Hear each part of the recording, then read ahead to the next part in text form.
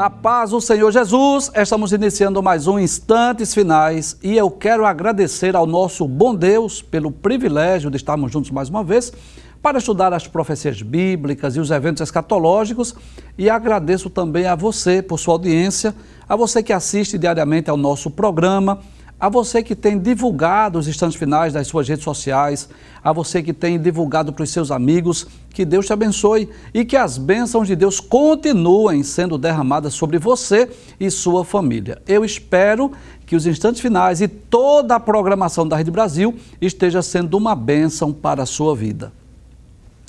Eu gostaria de lembrar que você pode assistir a nossa programação de qualquer lugar do Brasil e do mundo pelo YouTube em 2 canais, Rede Brasil Oficial e IEADP Oficial, e pelo site www.iadpeplay.org.br.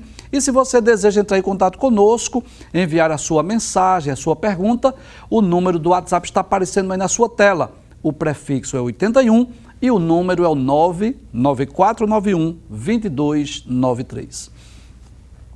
Se você está acompanhando diariamente o programa Instantes Finais, você sabe que nós estamos estudando sobre as 7 cartas que foram enviadas às 7 igrejas da Ásia, né? Nós demos início ao estudo dos capítulos 2 e 3 do livro do Apocalipse, que já dissemos, são os 2 capítulos mais amados do livro do Apocalipse.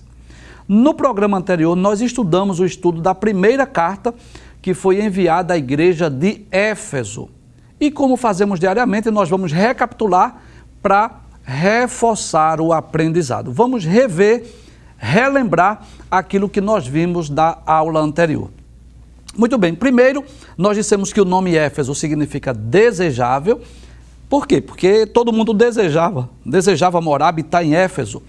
E no primeiro século da era cristã era uma cidade importantíssima. Ela era a capital da província romana na Ásia. Ela era, Éfeso, a maior, a mais rica e a mais importante cidade da Ásia Menor. Vimos também que era uma cidade muito idólatra. Lá estava o centro do culto a uma deusa chamada Diana, não é? Que era uma das 7 maravilhas do mundo, e inclusive aí está essa imagem aí das ruínas desse templo ainda, né? Para que as pessoas possam ver.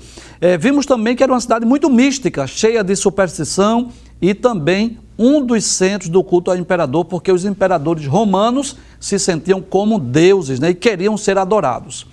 E além do misticismo, além da idolatria, também estava presente o pecado e a imoralidade, né? Porque era uma cidade portuária. Nós vimos ontem, mostramos no mapa que lá de Éfeso era uma cidade portuária que dava acesso às rotas comerciais, tanto pelo mar Egeu como, né, o mar, não lembro agora o nome, mas outro mar também. Essa equipe é tremenda, né? Tanto pelo mar. O outro mapa, por favor, o outro, por gentileza, se for possível. Isso, o mar Mediterrâneo, obrigado, o mar Egeu e o mar Mediterrâneo. Muito bem, vamos voltar. Mas também havia em Éfeso uma perseguição aos cristãos. Os crentes em Éfeso eram perseguidos. Além disso, nós dissemos, pode passar a tela por gentileza, que Éfeso, falamos muito ontem sobre a fundação, né, dessa cidade, foi fundada por Paulo. Paulo não só pregou o evangelho, não só fundou essa igreja lá em Éfeso, mas também ele ensinou por 3 anos, né? Então, Paulo foi o fundador e esteve nessa igreja ensinando por 3 anos. Nós lemos esses textos e dissemos que a igreja de Éfeso teve grandes obreiros, né? Muitos obreiros tiveram lá, não só Paulo, mas também a tradição diz que o próprio João foi pastor dessa igreja, e também Timóteo e Tíquico, que eram companheiros de Paulo, que ficaram responsáveis por essa igreja. E nós dissemos, começamos a explicamos apenas o versículo 1, a forma como Jesus se revelou à igreja de Éfeso, como aquele que tem na sua mão direita as 7 estrelas, que são os obreiros, os pastores, o ministério, e aquele que anda no meio dos 7 castiçais. Então, hoje nós vamos dar continuidade ao estudo da carta escrita à igreja de Éfeso, e vamos dar continuidade exatamente a partir do versículo 2, já que no programa anterior nós só explicamos o versículo 1. Mas desde já nós gostaríamos de dizer que esperamos em Deus, né, que você esteja gostando dessa explicação do Apocalipse, e eu espero que o Espírito Santo esteja falando não só a minha, mas também a sua vida. Vamos ver o que Jesus diz no versículo de número 2, do capítulo 2 do livro do Apocalipse. Jesus diz assim: eu sei as tuas obras, né? Então nós já dissemos, né, em programas anteriores, que esta frase ela é muito comum em todas as cartas. Eu sei as tuas obras. E isso significa dizer que Jesus é onisciente. Ele tem um conhecimento pleno, perfeito, completo, absoluto de todas as coisas. Jesus conhece tudo, todas as coisas. Nada passa desapercebido por ele. Ele sabe quem somos, sabe o nosso nome, sabe o nosso endereço. Ele sabe até quantos fios de cabelo tem na nossa cabeça. Conhece a nossa estrutura, os nossos temores, os nossos problemas. Enfim, Jesus conhece tudo. E ele diz, né, à igreja de Éfeso: eu sei as tuas obras. Então ele conhece as obras de cada um de nós, tanto as boas obras quanto as obras más, né? Ele conhece não apenas as ações, mas conhece também as nossas intenções, né? Tem pessoas que, por exemplo, diante de um líder, diante de um chefe, ele tem uma postura, né, daquela pessoa que é trabalhador, que é ativo, mas quando o chefe, quando o líder não está presente, ele se porta, né, de uma forma diferente, de uma forma relaxada, de uma forma desleixada. Mas diante de Jesus, não temos como enganá-lo. Ninguém pode enganar o Senhor Jesus ou agir de forma diferente. Então, quando Jesus diz: eu sei as tuas obras, eu posso dizer que para quem pratica as boas obras, essa mensagem é confortante. Como é bom saber que Jesus conhece as nossas obras, quando as obras são boas, né? Isso é muito bom. Ainda que ninguém veja, ainda que ninguém esteja percebendo, mas Jesus sabe e conhece.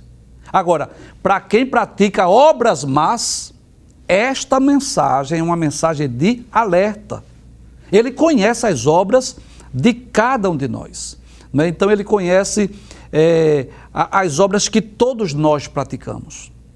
Alguém pode até se esconder de papai, de mamãe, do seu pastor, mas de Cristo ninguém pode se esconder, porque ele conhece tudo. Mas ele diz à igreja de Éfeso que conhece não só as obras, mas também o trabalho.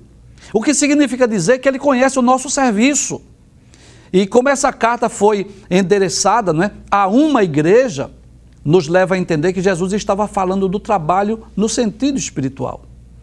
Quer seja a adoração, quer seja a intercessão, quer seja a pregação, quer seja o ensino, a visita, o aconselhamento, enfim, tudo aquilo que fazemos em prol do reino de Deus aqui na terra, ele conhece. Nós já dissemos isso aqui em outros programas. Quando fomos chamados para servir a Cristo, nós fomos chamados para sermos salvos. Por exemplo, eu quero me colocar no exemplo. Jesus não me salvou porque estava precisando de um apresentador para esse programa, não, de forma alguma. Jesus me salvou para que eu seja salvo, para que eu possa ser salvo. Ele me convidou para que eu possa segui-lo para ser salvo. Agora, depois que eu tomei essa decisão de seguir a Cristo, de servi-lo, então Jesus se utiliza de mim para apresentar esse programa, ou para ensinar teologia. Então, é assim na obra de Deus. Há um hino na harpa cristã, o hino 93, que diz que para cada crente o mestre preparou um trabalho certo quando o resgatou. Na parábola dos talentos, lá em Mateus capítulo 25, a parábola diz que a um servo o Senhor entregou 5 talentos. A outro servo ele entregou 2 talentos. E a outro servo ele entregou apenas 1 talento. Isso nos ensina que cada um de nós temos pelo menos um talento, pelo menos um dom, uma vocação, um chamado. Nenhum servo ficou de mãos vazias, desocupadas, não, pelo menos um talento. E é interessante que o texto diz que Jesus entregou a cada um segundo a sua capacidade.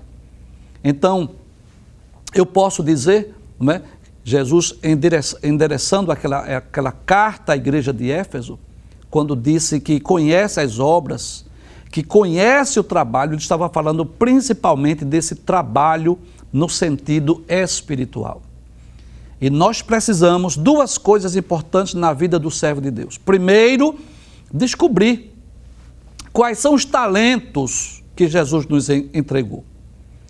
E depois de descobrirmos esse talento, nós trabalharmos, nós desenvolvermos este talento em prol do reino de Deus, em prol da causa do Mestre, né? Quer seja na área da intercessão, quer seja na área da pregação, quer seja na área do louvor, na área do ensino, seja lá qual for, mas é muito importante que nós possamos descobrir qual é a vocação, o chamado de Cristo na nossa vida e, segundo, trabalhar em prol da sua obra. Então, Jesus diz à igreja de Éfeso, né, que conhece a sua obra, conhece o seu trabalho, mas ele diz também que conhece a tua paciência. Em outras palavras, Jesus conhece a nossa paciência. E o sentido de paciência aí é perseverança, é de persistência, é de resistência, é de paciência em meio às tribulações, que é uma exigência para todo servo de Deus.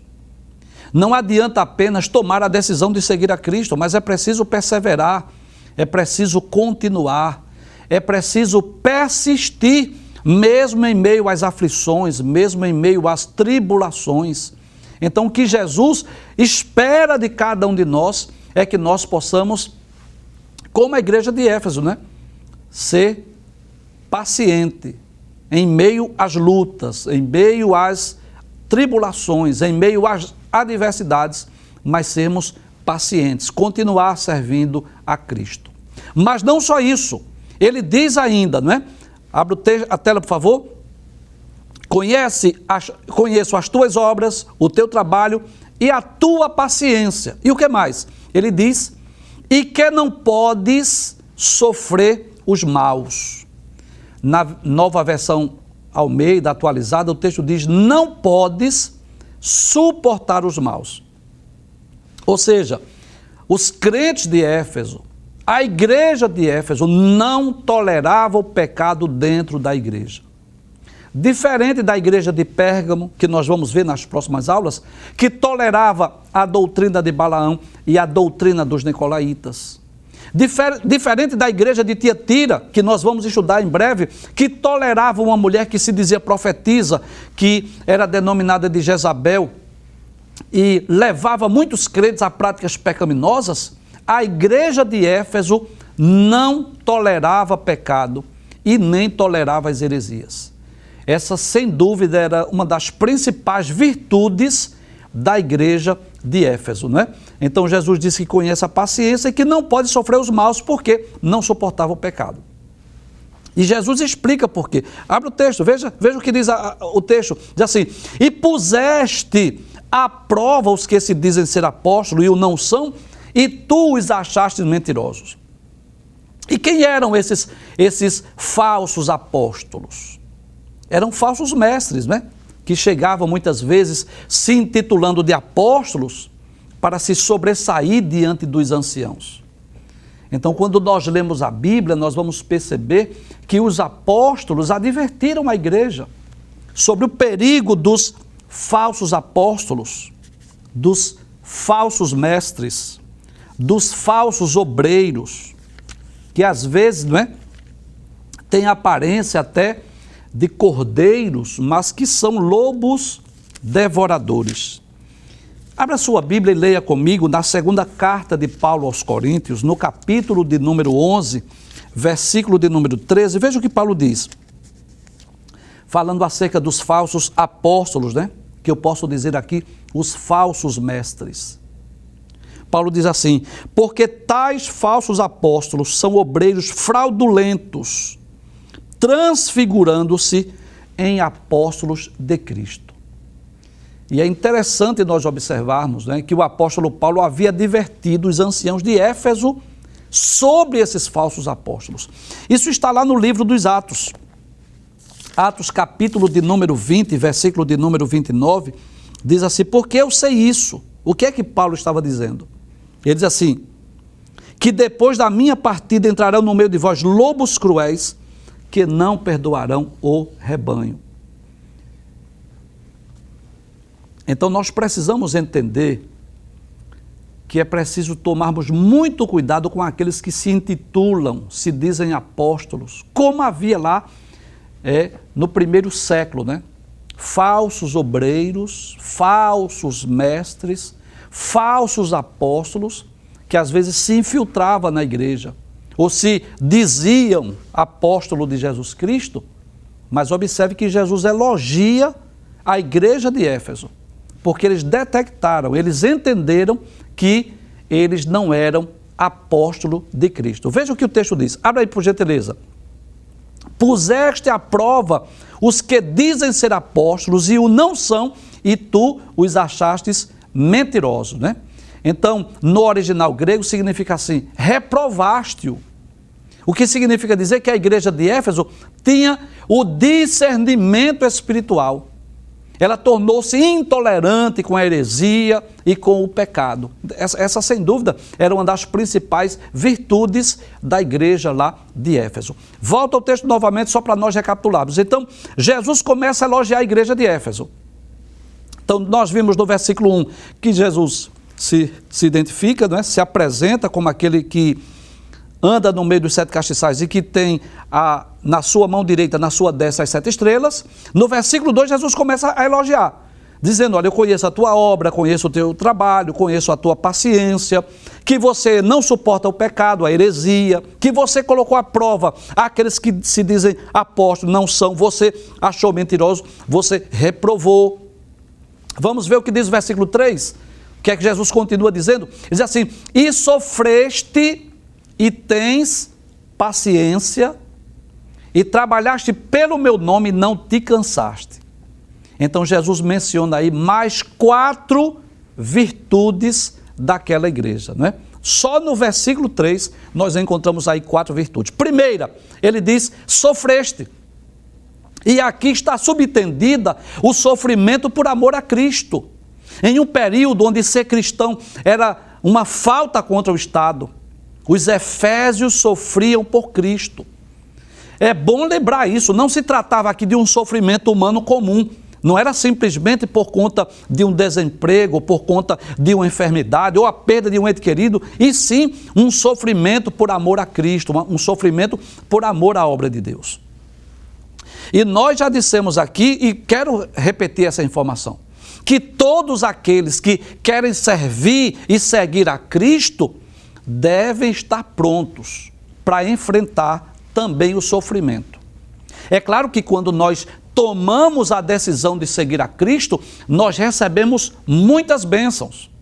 De imediato, a partir do momento que seguimos a Cristo, de imediato nós somos justificados, regenerados, santificados, nós nos tornamos cidadão do céu, templo e morada do Espírito Santo.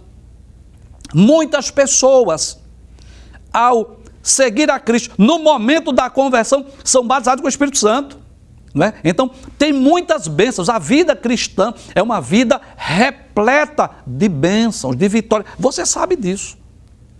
Se você está servindo a Cristo, eu tenho certeza que você sabe disso, que você tem experiências profundas com Deus. Mas eu quero alertar aqui, que a vida cristã não é só uma vida de quietude, de calmaria e de tranquilidade. Jesus não nos prometeu uma viagem tranquila. Agora, ele prometeu uma chegada segura. Então, nós devemos estar prontos para receber as bênçãos de Deus. Mas devemos estar prontos também para suportar o sofrimento. Nós somos contra, nós não concordamos que seja colocada uma placa lá na porta de um templo dizendo assim: venha para aqui, pare de sofrer. Porque só quando nós chegarmos no céu é que não haverá sofrimento de espécie alguma. Os salvos que já atravessaram a ponte, que já experimentaram a morte, e suas almas estão lá no paraíso, já estão livres do sofrimento. E a igreja, depois do arrebatamento, nós estaremos livres de sofrimento. Lá em Apocalipse capítulo 21, versículos 3 e 4 diz isso. Não haverá mais morte, nem pranto, nem clamor, nem dor. Mas enquanto nós estivermos aqui, precisamos estar cientes disso. Eu sei que tem muitas pessoas não evangélicas que estão nos assistindo.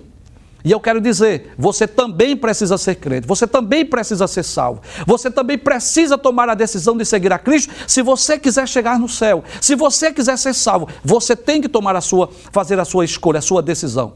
Jesus disse: vinde a mim todos os que estáis cansados e oprimidos, e eu vos aliviarei. Quando o carcereiro de Filipos perguntou a Paulo e Silas: que farei para ser salvo? Eles disseram: crê no Senhor Jesus Cristo e serás salvo tu e a tua casa.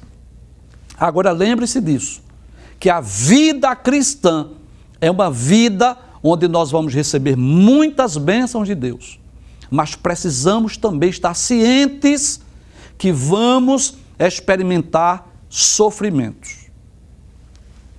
E por isso Jesus elogia a igreja lá de Éfeso. Ele diz: e sofreste. E já dissemos aí, esse sofrimento não é um sofrimento humano comum, não. Isso é um sofrimento por causa da decisão, da escolha de servir e de seguir a Cristo.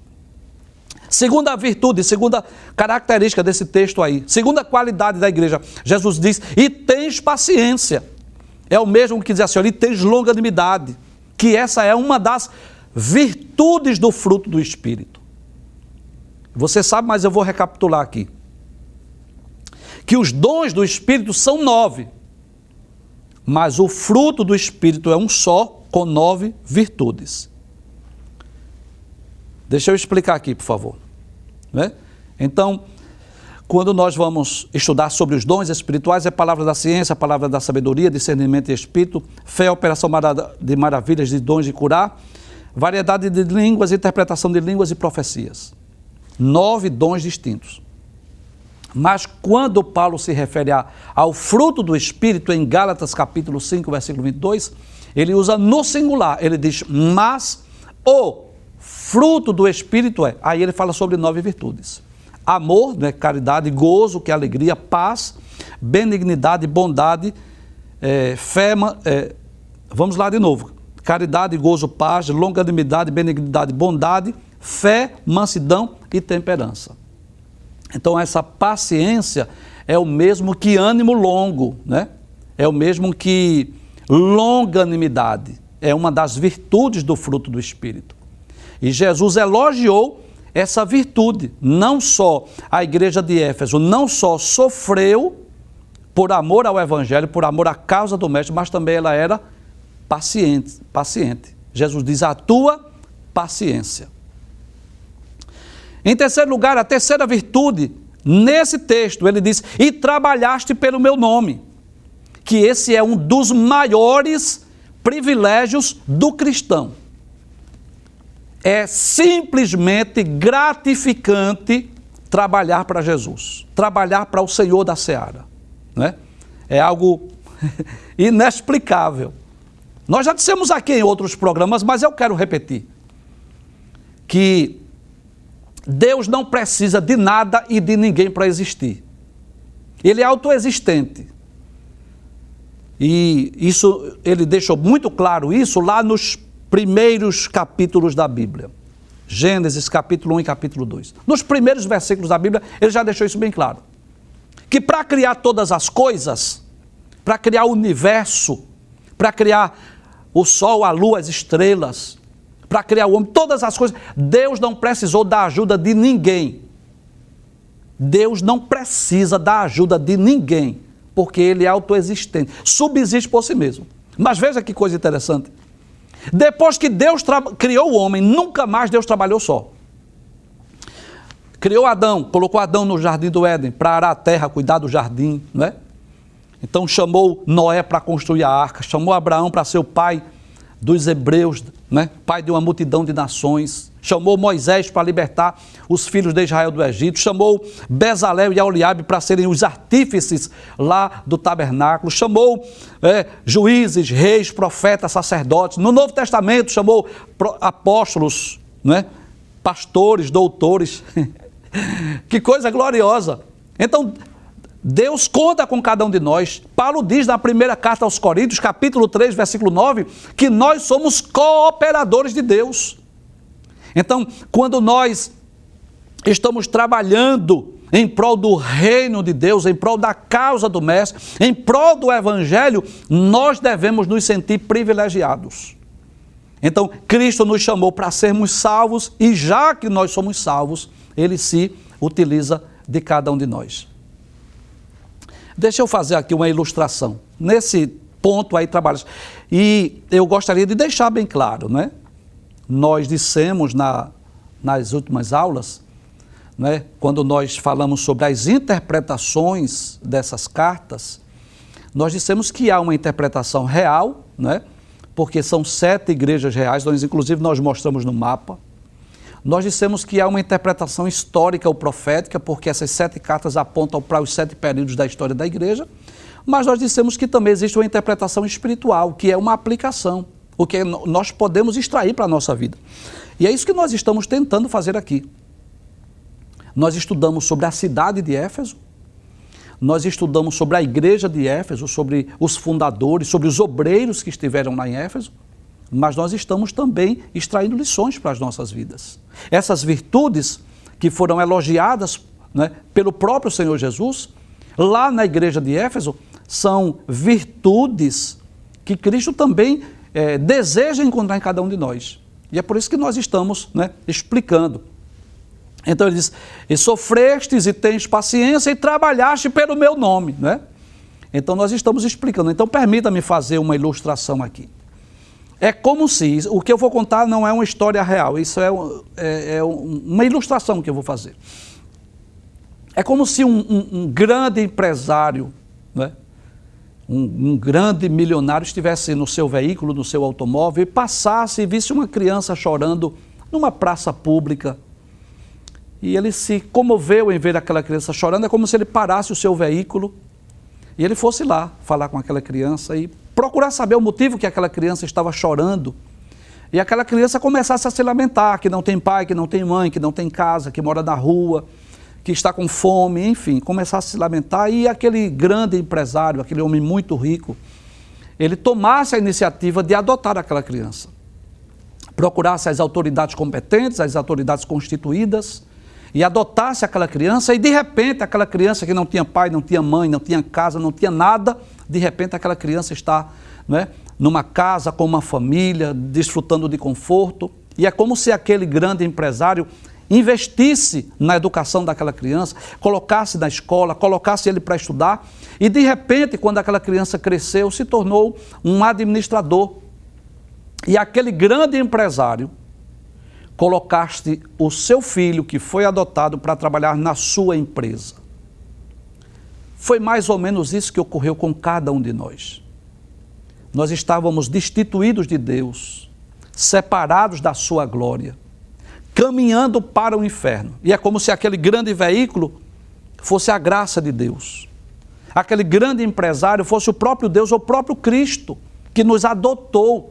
Foi através de Cristo que nós fomos adotados da família de Deus. João capítulo 1, versículo 11 diz isso, que Jesus veio para os seus e os seus não receberam. Mas o versículo 12 diz, mas, porém, todavia, no entanto, todos quanto receberam, deu-lhes o direito de serem feitos filhos de Deus.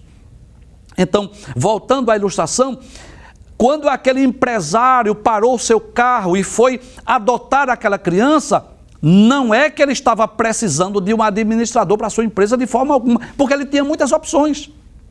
Mas já que ele adotou aquela criança como filho, e já que aquela criança estudou e se formou e tornou-se um profissional, ele utilizou-se daquela criança que agora é adulto para administrar a sua empresa. É mais ou menos isso. Cristo nos comprou com o seu sangue. Nós nos tornamos filhos de Deus. E já que nós agora somos filhos de Deus, Ele agora se utiliza de nós para trabalharmos na sua obra, para trabalharmos na sua seara. Quero dizer a você que é novo convertido, que talvez você ainda não descobriu qual é o seu dom, o seu talento, a sua vocação. E talvez você até pense, eu não tenho talento. Eu quero dizer que todos nós recebemos de Deus pelo menos um talento. Alguma coisa que você possa fazer.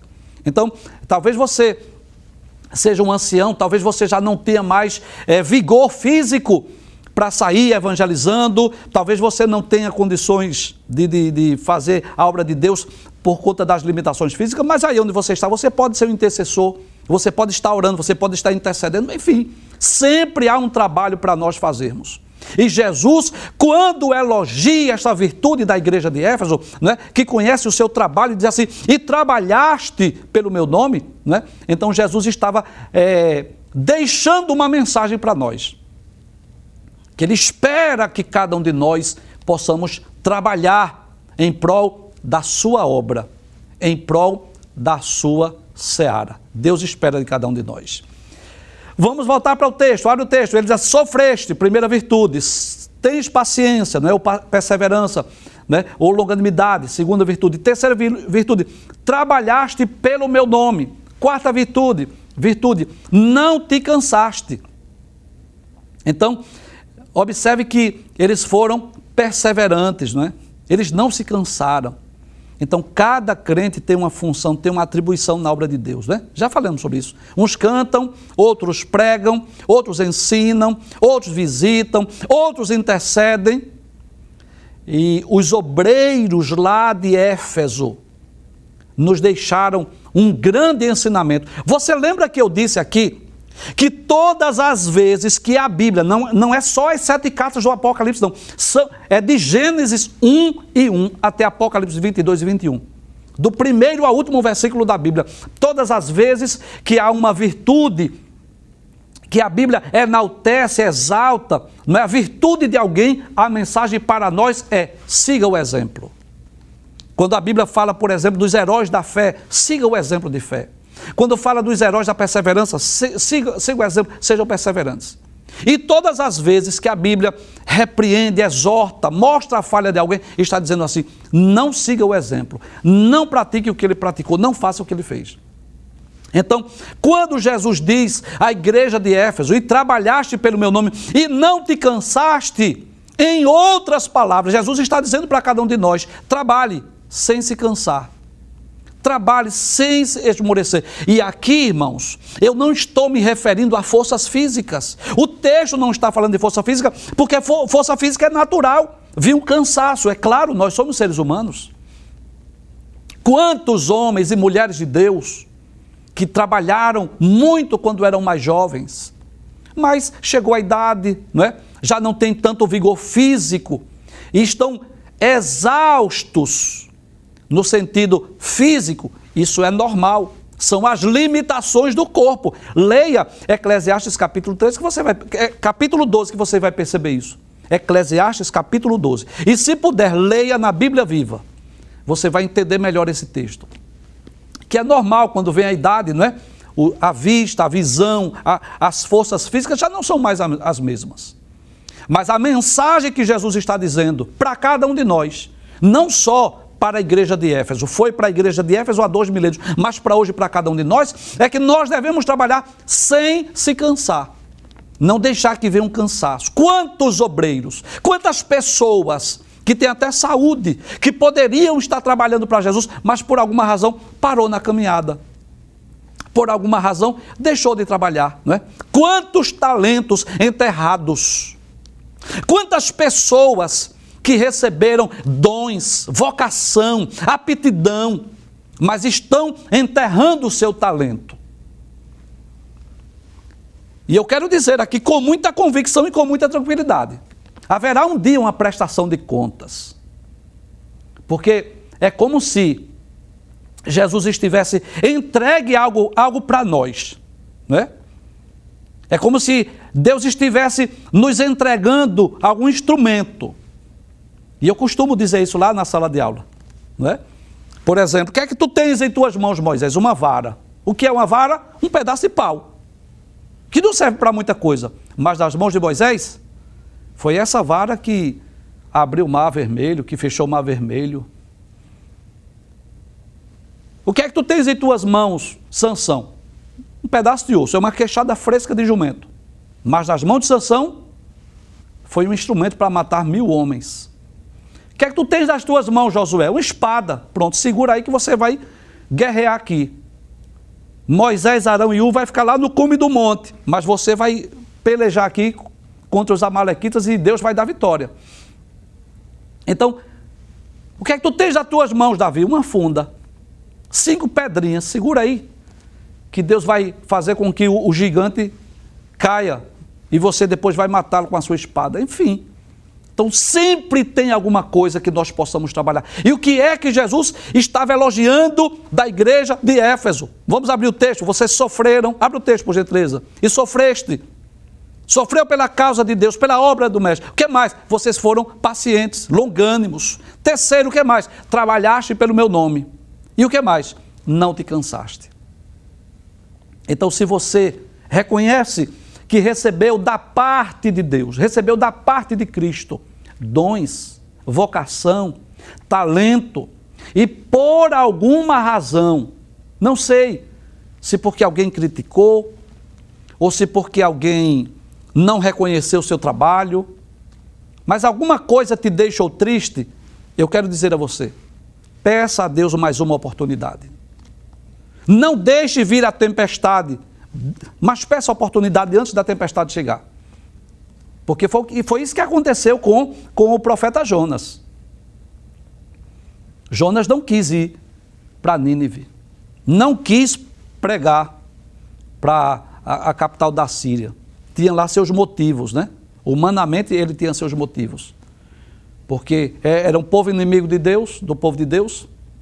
Mas o que é que acontece? Ele vai para Tarsis. E aí o que acontece? Vem a tempestade, ele é lançado no mar, vem um grande peixe, e lá do fundo do mar, das entranhas do peixe, no fundo do mar, ele pediu a Deus mais uma oportunidade. Então eu quero dizer a você, meu irmão, minha irmã, que por alguma razão, você sabe dos dons, dos talentos e das vocações que Deus te deu. E por alguma razão você enterrou seu talento, eu quero te aconselhar. Desenterra, pede a Deus mais uma oportunidade para que você volte a trabalhar como os crentes de Éfeso. Trabalhaste e não te cansaste. Faça isso. Desenvolva os talentos que Deus te deu, seja lá na área do louvor, seja na área da intercessão, seja lá para tocar algum instrumento, seja lá no ministério da pregação, do ensino. Não sei qual foi a área. Não sei onde Deus quer lhe usar, não sei. Só tenho certeza de uma coisa, que Deus deseja se utilizar de cada um de nós como instrumentos em suas mãos. Bem, hoje não vai dar tempo nós concluirmos o estudo dessa carta, e eu já falei aqui em outros programas que nós não temos pressa. O importante é que você esteja lendo o livro do Apocalipse, que você esteja ouvindo a explicação e que você compreenda. Esse é o nosso objetivo. Então, se Deus permitir, no próximo programa, nós vamos dar continuidade. Ainda temos 3 versículos dessa carta, versículo 4, 5, 6 e 7. Creio, se Deus nos der oportunidade, amanhã nós estaremos explicando, que é, sem dúvida, um dos versículos, dos textos mais importantes dessa carta, que é exatamente a repreensão. Apesar de a igreja de Éfeso ter muitas virtudes, mas houve algo em Éfeso que Jesus repreendeu, e é sobre isso que nós estaremos estudando no próximo programa, sobre esta repreensão e sobre o conselho, a exortação de Cristo à igreja de Éfeso, que era para que eles voltassem ao primeiro amor.